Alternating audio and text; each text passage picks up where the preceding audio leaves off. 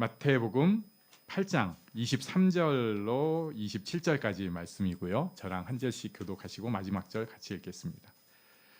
배에 오르심에 제자들이 따랐더니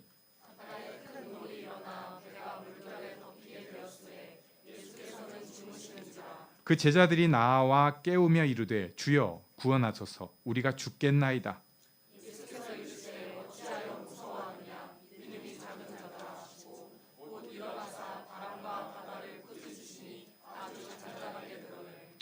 그 사람들이 함께 읽습니다. 그 사람들이 놀랍게 여겨 이르되 이가 어떠한 사람이기에 바람과 바다도 순종하는가 하더라. 아멘.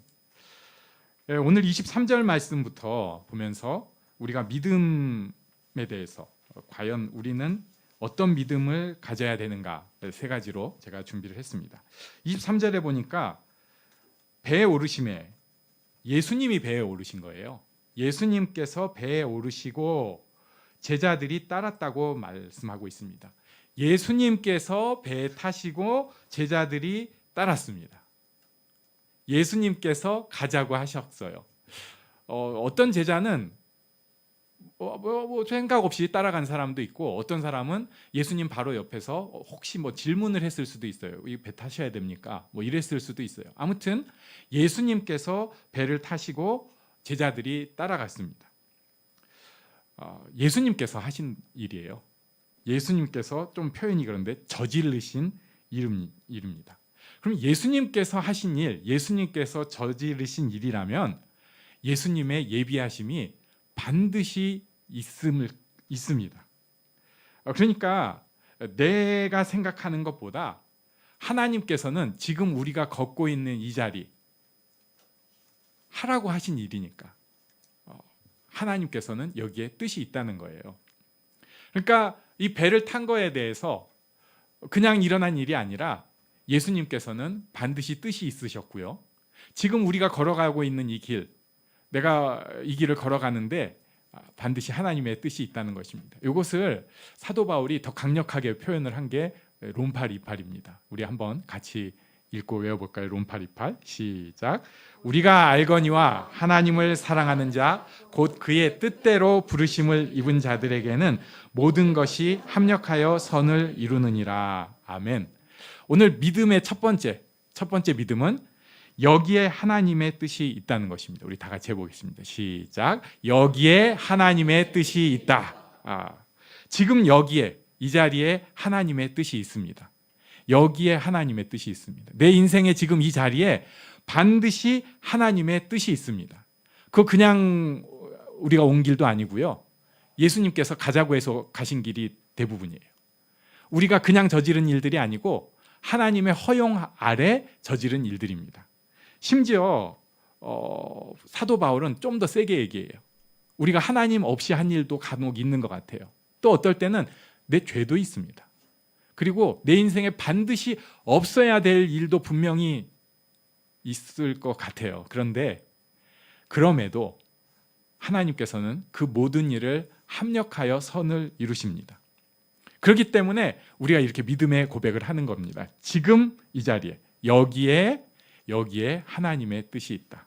여기에 하나님의 뜻이 있다. 첫 번째 믿음입니다. 여기에 하나님의 뜻이 있다. 24절 말씀을 계속 보겠습니다. 바다에 큰 놀이 일어났어요. 배가 물결에 덮이게 되었으되 예수께서는 주무셨다고 말씀을 하고 있습니다. 이 표현을 바다의 큰 놀이라고 표현을 했는데 이걸 뭐라고 번역할 말이 정확하게 없다고 하더라고요. 왜냐하면 그냥 파도가 아니래요. 이런 거는 우리가 안 만나봐야 되는데 갈릴리 호수가 그렇게 어마어마한 바다는 아니라고 합니다. 직접 가서 봐야 되는데 보이는 거예요.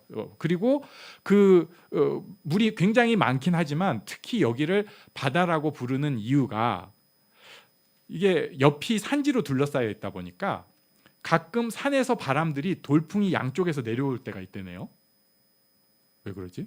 그건 이제 지구과학을 열심히 하신 분들은 알 거고 이렇게 바람이 훅 내려와 가지고 이 물 가운데서 이게 부딪히는 시점이 있대요. 그러면은 얘네가 이걸 토네이도 있잖아요. 이렇게 막 회오리 이런 식으로 물이 이게 그냥 파도가 이렇게 세지는 게 아니라 그냥 날뛰는 거예요. 그러니까 물이 완전히 그냥 미친 물이 되는 겁니다. 지금 그것을 표현하고 있습니다. 바다에 큰 놀이 잃어버렸습니다. 근데 예수님의 반응을 바로 써놓고 있어요. 24절에 예수께서는 주무시는지라. 네, 제가 이 말씀 준비하다가 문득 생각이 났습니다.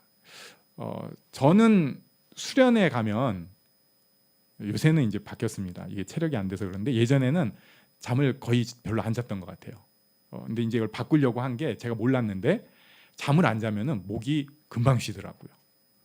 그래가지고 제가 수련회 가서 둘째 날부터 목이 쉬었던 거는 기도를 뜨겁게 해서가 아니라 잠을 안 잤어요. 그걸 나중에 알았어요. 그래가지고 이제 신학교 강의할 때 전에는 막 밤에 열심히 기도하고 준비하고 했는데 이게 아니구나, 자는 게 하나님 뜻이구나 해가지고 이제는 어떻게든지 잠 시간을 확보하려고 합니다. 근데 제가 그 안 자는 이유가 있죠. 왜냐하면 수련회 가면 별 사고가 다 터지거든요. 제가 전에 교회에 있을 때 첫 번째 수련회를 나름 성대하게 기획을 해가지고 제가 나름 이제 수련회 또 좀 했으니까 제대로 하겠다 해가지고 학생들도 많이 가고 교사들도 많이 가고 학부형이라고 할까요? 교회 권사님들도 많이 가고 해가지고 그때 당시에는 굉장히 많은 규모라고 할 수 있는 한 80명 넘게 수련회 장소에 갔어요. 그래가지고 이제 착착 제가 생각한 대로 수련회가 진행이 됩니다. 그때 여기 고딩들이 있습니다. 중딩도 있고. 근데 진행이 잘 되고 있는데 그 다음 날 아침에 어떤 선생님이 와가지고 거의 뭐 눈물을 흘리며 무릎을 꿇고 막 얘기하는 투로 전도사였으니까, 전도사님 제가 다 잘못했습니다. 좀 무슨 일인지 몰랐는데 알고 보니까 어떤 애가 근처에 있는 낚시터에 가가지고 거기서 또 소주를 얻어 드셨대요. 그래가지고 밤중에 이제 막 헬렐레 해갖고 돌아다니다가 이 선생님이랑 뭐 해가지고 그랬다는 거예요.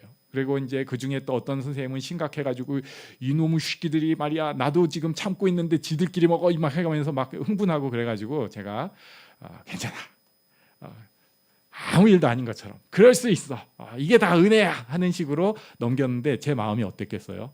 큰일 났다, 큰일 났어. 이게 첫 수련회부터 이게 생 난리구나.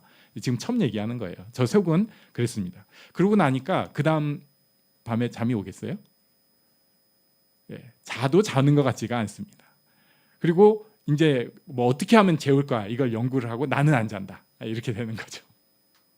그런데 지금 예수님은 주무시고 계십니다.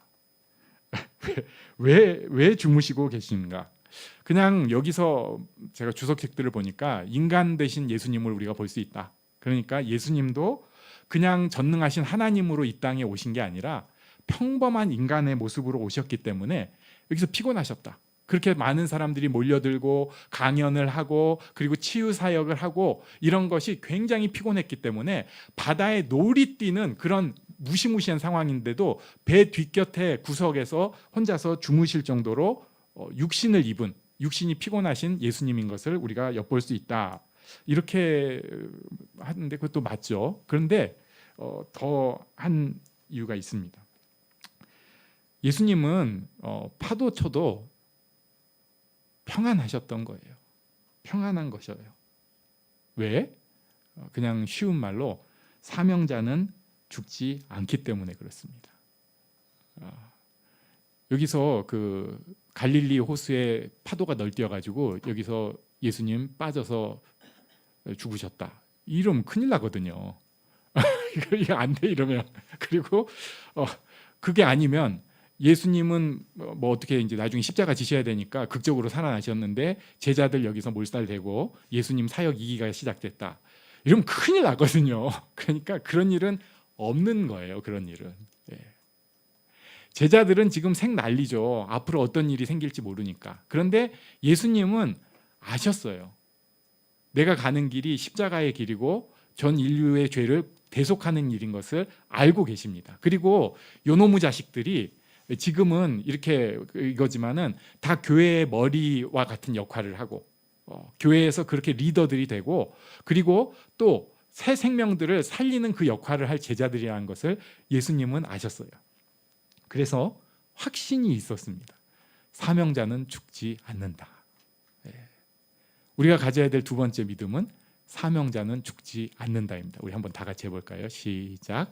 사명자는 죽지 않는다. 아멘. 사명자는 죽지 않습니다.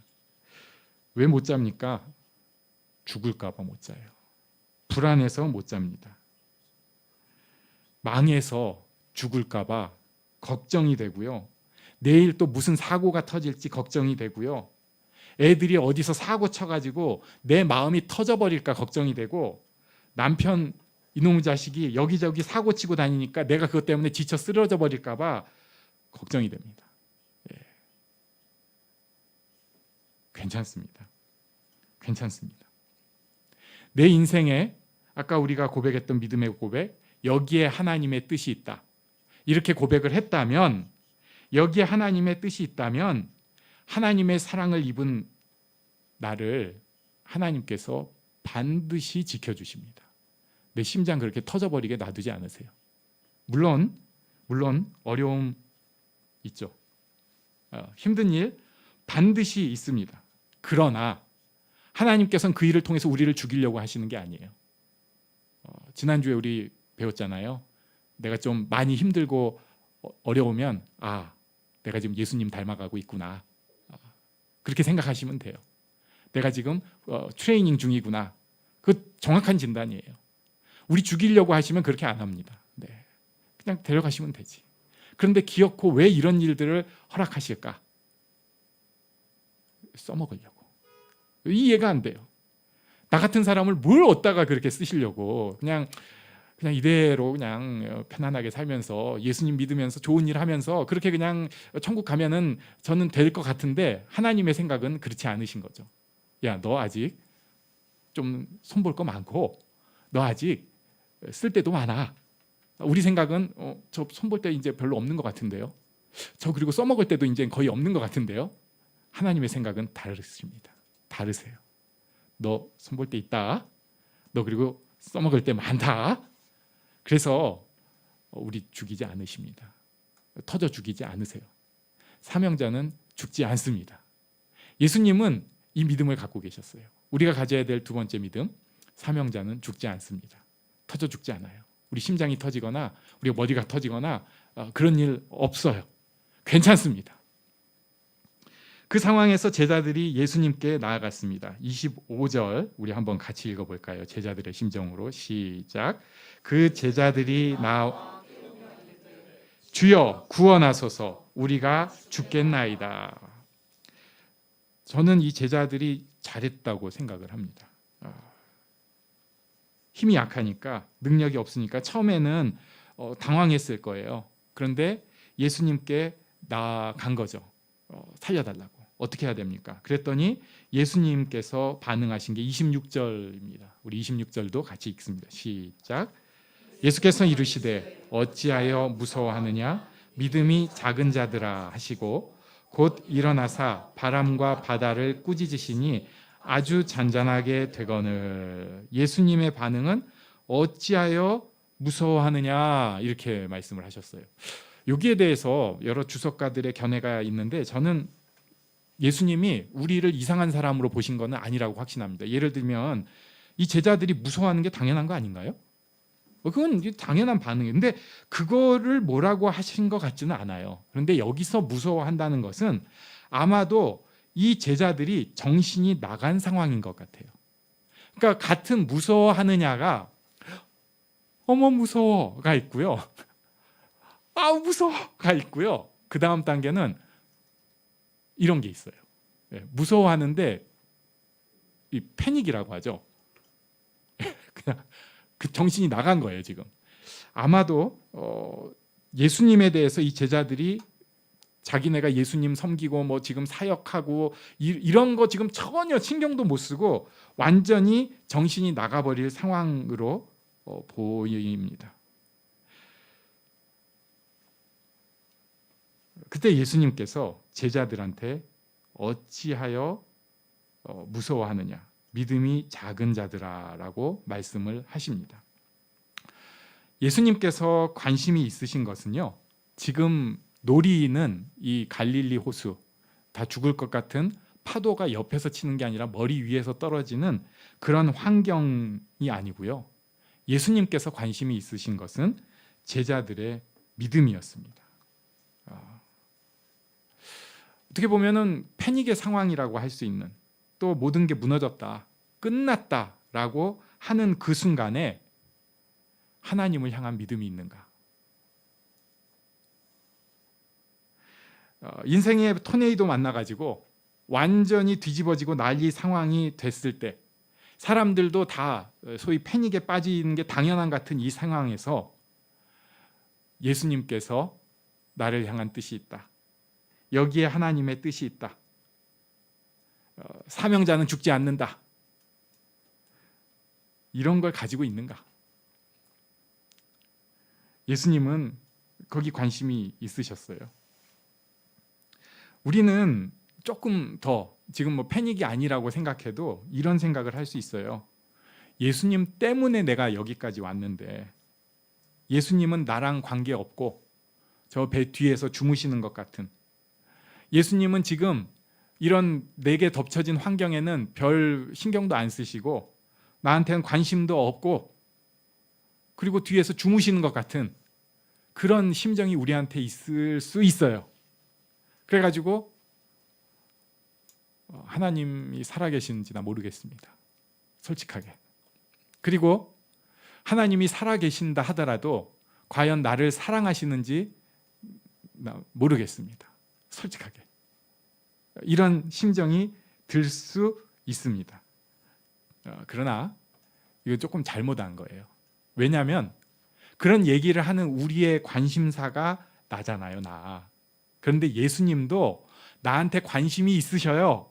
근데 중요한 건 예수님의 관심은 나의 환경이 아니고 나의 믿음인 거예요.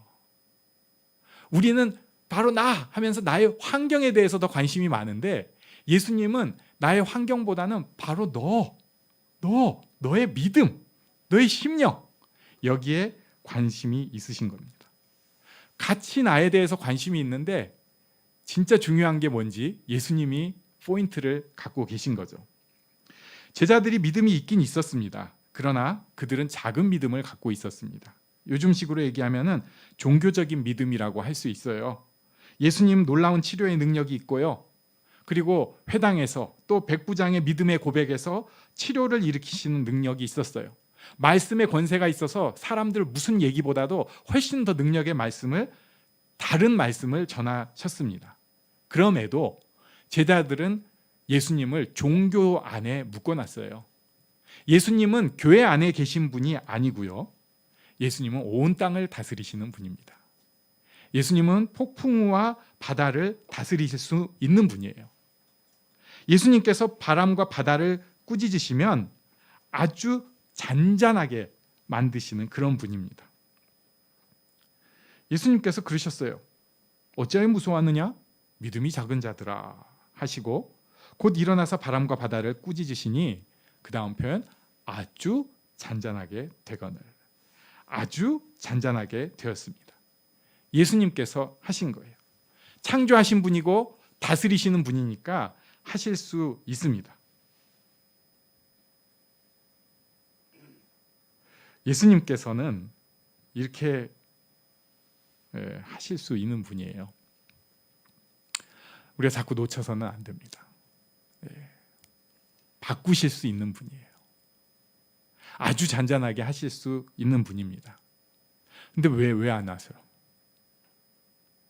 지금 더 화납니다. 하실 수 있다며 왜 안 하시는 거예요? 내가 그 순간에 다 지금 무너져가지고 정말 온 세상 망신을 당하게 생겨가지고 어떻게 할지 모르게 있는 그때 내가 얼마나 간절히 기도했는데 그때 귀 딱 막고 계신 거 아니었어요? 다 하실 수 있다며. 그게 뭐예요 그게? 우리 안에 있는 삐짐, 항변이 있습니다. 제자들도 예수님에 대해서 지금 새롭게 알아가고 있는 것 같아요. 그래서 27절 고백을 합니다. 우리 한번 같이 읽습니다. 27절 시작. 그 사람들이 놀랍게 여겨 이르되 이가 어떤 사람이기에 바람과 바다도 순종하는가 하더라. 아멘. 제자들도 좀 놀랬어요. 일단 이들의 놀람은 예수님에 대해서 작게 믿었기 때문에 그렇습니다. 예수님의 기적은 종교 안에 있는 기적이고 소위 말씀 안에 있는 기적이지 삶에서 진짜로 폭풍의 바다를 잔잔하게 하는 능력이라는 생각은 없었던 거예요. 작은 믿음이었습니다. 그래서 예수님이 크신 분이라는 걸 아니까 놀랐어요. 자, 그렇다면 우리는 어떤 생각을 가져야 될까요? 일단 우리 예수님이 세상을 다스리시는 분이다. 폭풍의 바다도 잔잔케 하는 분이다 하는 믿음을 가져야 합니다. 세상을 다스리시는 분입니다. 그런데 여기서 중요한 걸 자꾸 또 빼먹고 생각을 하려고 해요. 세상을 다스리시는 분이다. 나 빼고. 그래, 저 옆 동네에 뭔가 하시는 분이야. 나 빼고. 저 사람한테 뭔가 하시는 분이야. 나 빼고. 아니요. 예수님께서는 세상을 다스리시는 분인데 나를 포함해서 세상을 다스리시는 분입니다. 그러니까 내가 그렇게 외칠 때 없는 것 같았던 그것도 예수님의 다스리심 가운데 있었던 일이에요. 이걸 사도 바울이 느끼고 고백을 한 것이죠. 모든 것이 합력하여 선을 이룬다. 나는 이해가 안 되고 모르겠어요. 언제 우리가 이해가 될지 모를 그런 일도 있어요. 분명히. 도저히 모르겠어요. 뭐 그냥 사람들이 좋은 말로 이어붙이고 그냥 합리화하면은 그럴듯해 보일 수 있는데 난 솔직히 심정으로는 이해가 안 돼요. 그런 일 있지만 그 일도 우리 주님께서 다스리신다. 그래서 세 번째 믿음은 우리 주님은 세상을 다스리시는 분이다라는 것입니다. 우리 주님은 세상을 다스리시는 분이다. 우리 주님은 세상을 다스리시는 분이다. 우리 한번 다 같이 해보겠습니다. 시작. 우리 주님은 세상을 다스리시는 분이다. 아멘. 예수님은 세상을 다스리시고요. 그 가운데 나를 다스리시며 나를 통해서 그 세상 가운데 일을 하기를 원하시는 분입니다. 그래서 이 가운데에서 이 지구 가운데에서 신기하게도 내 삶 그 작은 것 가운데에서도 놀라운 일을 이루기를 원하시는 분이에요. 요한복음 1장 1절부터 3절 말씀을 우리가 한번 읽고 외워보겠습니다. 시작. 태초에 말씀이 계시니라. 이 말씀이 하나님과 함께 계셨으니 이 말씀은 곧 하나님이시니라. 그가 태초에 하나님과 함께 계셨고 만물이 그로 말미암아 지은 바 되었으니 지은 것이 하나도 그가 없이는 된 것이 없느니라. 아멘. 자, 이것은 창조에 대한 말씀입니다. 옛날의 세상을 다스렸다. 그런데 그분은 지금도 세상을 다스리시는 분입니다. 나를 다스리시는 분이에요. 이걸 어떻게 할 수 있을까? 우리가 증명을 하는 겁니다. 억지로 하는 게 아니고요. 우리 삶 가운데서 우리가 누려가는 것입니다. 예수 믿는 사람들은 그래야 할 의무가 있고요. 그리고 그렇게 할 수 있는 권리와 능력이 있습니다. 자꾸 그러지 마세요. 부담돼요. 저 사람 시키세요. 아니요. 저는 부담되는 사람 뭐 시키는 거 정말 싫어합니다. 그런데 하나님께서는 좀 안 그러시는 것 같아요. 야, 네가 해야 된다 하면 그 끝이에요. 세상을 다스리시는 분인데 나를 통해서, 나를 다스리시고 나를 통해서 세상을 다스리시는 분입니다. 이 믿음이 있기를 원합니다. 첫 번째 믿음, 여기에 하나님의 뜻이 있다. 두 번째 믿음, 사명자는 죽지 않는다. 세 번째 믿음, 우리 주님은 세상을 다스리는 분입니다. 예수님은 내 삶을 다스리십니다. 예수님은 세상을 다스리십니다. 예수님은 나를 사랑하시고 나를 통해서 귀하고 놀라운 일을 세상 가운데 이루시는 분입니다. 이 믿음으로 이 땅에서 승리할 수 있는, 승리해내는 우리가 되기를 바랍니다.